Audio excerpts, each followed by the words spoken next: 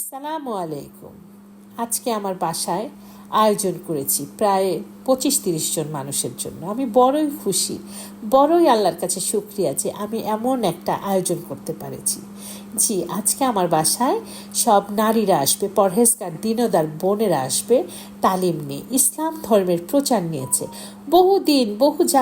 বহু বছর হলো আমার শখ তালিম কিভাবে হয়, কিভাবে তালিমে যায়, কিন্তু উপযুক্ত জায়গা পাচ্ছিলাম না। যাই হোক, আল্লাহর উসিলায় আমি 2-3 দিন তালিমে আমার যে এত ভালো লেগেছে। আমরা কোরআন পড়ি, হাদিস পড়ি, কিন্তু পারফেক্টলি বুঝতে পারি না। নিজেরাই পচে যদি বোঝা যেত তাহলে কেউ স্কুলে যেত না। তালিমটা আমার কাছে স্কুলের মতো। আল্লাহর জ্ঞান, রাসূলের কথা কি যে সুন্দর করে বোঝায়। তো যাই হোক, 2-3 দিন আমি বড়ই আপ্লুত। আমার মনে হয় আমার দিলে অনেক ধুলা ছিল, একটু একটু করে হয়তোবা মুছে এই তালিমে আসলে। তাই আমি আয়োজন করলাম। আল্লাহর রাজি খুশি হলো আজকে আমার বাসায়, আলহামদুলিল্লাহ। তো আমি রান্না করছি নিজে হাতে, নিজে ঘেমে রান্না করছি। আমার যে কি ভালো লাগছে। আমি তো মাঝে মধ্যেই বাসায় বহু মানুষকে ডাকি, এটা আমার অনেক প্রিয়।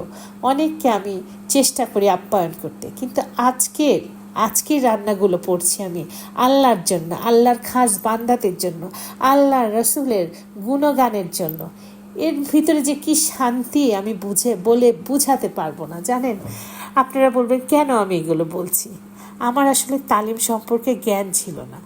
যারা তালিম করতে চান বা আল্লাহ রাসূলের পথে আসতে চান, তাদের জন্য যে তালিমে কেন খাবার দাবার খাওয়ানো হয় জানেন। তালিমে খাওয়ানো হয়, নবীজি যখন ইসলামের ডাক দিতেন তখন সাহাবাদের বলতেন একটা দস্তরখানা ভিজাও, যা আছে তাই নিয়ে আসতো। ইসলাম প্রচার হতো, আল্লাহর খাবার দাবার খাওয়ানো হতো। এই খাবার রিজিক আমরা খাওয়াই কখনো না। এই রিজিক আসে আল্লাহর তরফ থেকে। এই যে রিজিক, তালিমে তাই এত খাবার দাবার হয়। এবং জানেন, কখনো তালিমে খাবারের কমতি পড়ে না। এটা হচ্ছে আল্লাহর তরফ থেকে রহমত। তাই আমি আপনাদের সাথে একটু শেয়ার করছি। আমি এ সম্পর্কে একেবারে অন্ধ ছিলাম, আমি জানতাম না, এখনও কিছু জানি না। আমি একদম নতুন, আমি গুনাহগার, পাপী বান্দা, অজ্ঞান, আমার জ্ঞান নাই। কিন্তু আমি আপনাদের সাথে শেয়ার করছি যেন আপনারা একটু টাচ পান এবং তালিমে অংশগ্রহণ করেন। বোনেরা আমার, মায়েরা আমার, তালিমে যে কি শান্তি। যারা আল্লাহর কথা ভাবতে পছন্দ করেন, আপনারা আশেপাশে যার সাথে পারেন যোগাযোগ করবেন, তালিমে যাবেন। বা আমার বাসায় নেক্সট যখন হবে আপনারা আমার সাথে যোগাযোগ করবেন, আসবেন। আপনাদেরকে সবাইকে আমি ইসলামের দাওয়াত দিলাম। আমি ইনশাল্লাহ, আল্লাহ যদি তৌফিক দেয়, আমি বারবার তালিম করার চেষ্টা করব। আর আপনারা তখন আসবেন, আপনাদের ভালো লাগলে আমি অনেক খুশি হব। তো এই তো তালিম ঘর তৈরি করেছি, জানেন। নিজের ঘরে যদি তালিম করা হয়, অনেক অনেক আল্লাহর রহমত, বরকত, কল্যাণ হয়। তাই তো আমি কিন্তু কোনো গুনার চিন্তা করে না। আমি ইসলাম প্রচারের জন্য এই ব্লগটা বানাচ্ছি। প্রথমে একটু নাস্তা দিয়ে শুরু করলাম, তারপরে চা, আসর থেকে মাগরিব এশা পর্যন্ত তালিম চলেছে আমার বাসায়।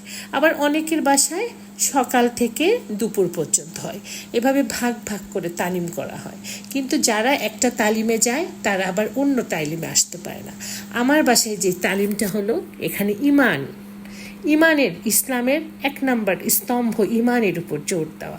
আল্লাহ, রসুল, ধর্ম, শিরক, ফিতনা, এসব নিয়ে কথা, এসবের প্রতি বেশি জোর দেওয়া হয়েছে।